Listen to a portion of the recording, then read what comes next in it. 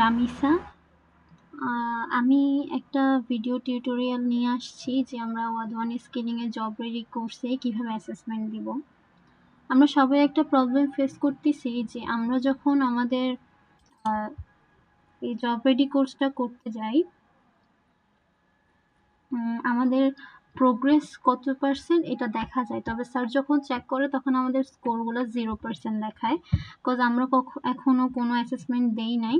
এটা দেখেন, এখানে আমার স্কোরটা আসবে অ্যান্ড এটা দেখাচ্ছে 5%, কিন্তু যখন স্যার চেক করে তখন এটা 0% দেখায়। এর কারণ হচ্ছে আমরা কোনো অ্যাসেসমেন্ট এখনো দিই নাই। তো আমি আপনাদেরকে দেখাবো কিভাবে অ্যাসেসমেন্টটা দিব।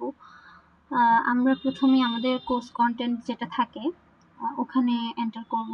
এরপর দেখবেন একটা ইউনিট শেষ করার পর আপনার এখানে অ্যাসেসমেন্ট থাকবে। আমি একটা অ্যাসেসমেন্ট দিয়েছি।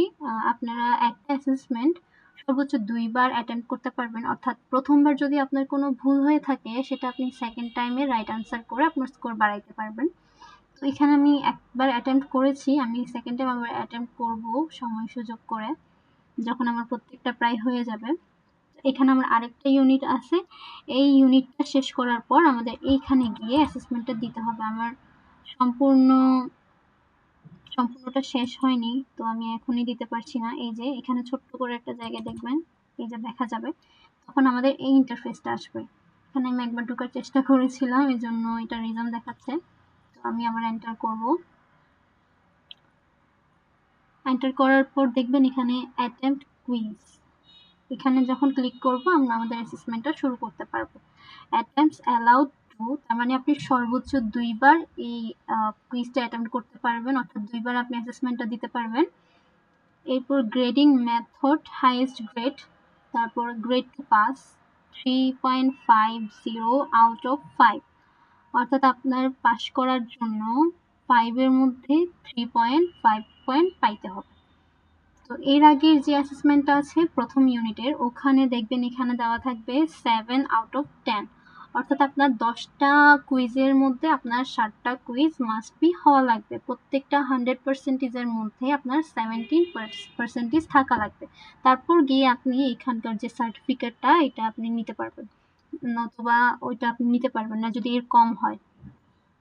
যখন আমি অ্যাটেম্পট কুইজে এন্টার করব তখন আমরা এখানে দেখবেন প্রশ্নগুলো পাবেন। এখানে 5টা কোয়েশ্চেন দেওয়া আছে, 5টা কোয়েশ্চেনে আপনি প্রশ্নটা পড়ে দেন আপনি এখান থেকে আনসারটা টিক মার্ক করে দেন নেক্সটে দিবেন, তারপর আপনার সেকেন্ড কোয়েশ্চেনটা আসবে। এইভাবে করে যখন আপনার 5টা কোয়েশ্চেন শেষ হবে তখন আপনাকে বলবে সবগুলো আনসার সাবমিট করার জন্য। দেন আপনি যখন সাবমিট অল আনসার্স দিয়ে দিবেন, আপনার রেজাল্টটা এবং আপনার কোথায় ভুল হয়েছে, কি ভুল হয়েছে সেগুলো আপনাকে শো করবে। যেহেতু এখন আমার ইউনিটটা সম্পূর্ণ শেষ হয়নি, তো আমি এখনো এক্সামগুলোতে অ্যাটেম্প করতে পারছি না। আমি আরেকটা জিনিস দেখাই দিই, অনেক সময় আছে কি আমরা প্রশ্নটা পড়ার পরও এখানে যে সবগুলা ইংলিশ, তারপর আমরা বাংলাটা বোঝার পর অনেক সময় কনফিউশনে থাকি যে এটা হচ্ছে কি হচ্ছে না।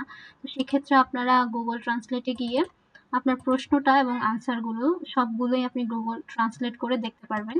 তো যখন ট্রান্সলেট করে দেখবেন আপনি নিজে নিজে আনসার করে দেন নেক্সটে দিবেন। আর আরেকটা কথা বলি, ভুলেও চ্যাটজিপিটি থেকে কোনো কিছু জিজ্ঞেস করবেন না। এর আগেরবার যখন আমি যে অ্যাসেসমেন্টটা দিয়েছি ওখানে আমি চ্যাটজিপিটি থেকে যে কোয়েশ্চেনটাই আস্ক করছি হাতে সেটাই ভুল করে দিছে। তো আমার মানে একটা ভুল হয়ে গেছে, যার জন্য আমার 100% এর পরিবর্তে 90% হয়ে গেছে। তো চ্যাটজিপিটিকে চেষ্টা করবেন আস্ক না করার। আপনি চাইলে কোয়েশ্চেনটার মিনিংটা জিজ্ঞেস করতে পারেন, বাট সরাসরি আনসারটা জিজ্ঞেস করবেন না। তো এভাবেই আপনি অ্যাসেসমেন্টগুলো দিবেন অ্যান্ড আপনার স্কোরটা তখন আস্তে আস্তে বাড়বে। আমাদের মোট 11টা অ্যাসেসমেন্ট দেওয়া লাগবে। তো 11টা অ্যাসেসমেন্ট শেষ হলে ওভারঅল আপনার পার্সেন্টেজটা গ্রেড বা পার্সেন্টেজ অনুসারে দেখাবে আর কি, অ্যাভারেজ করে। তো এভাবে এক্সামগুলো দিবেন, আশা করি আপনাদের কাছে এটা ক্লিয়ার হয়েছে। অ্যান্ড এটা আমার ফার্স্ট ভিডিও টিউটোরিয়াল, সো যদি কোনো ভুল করে থাকি ক্ষমা সুন্দর দৃষ্টিতে দেখবেন। আসসালামু আলাইকুম।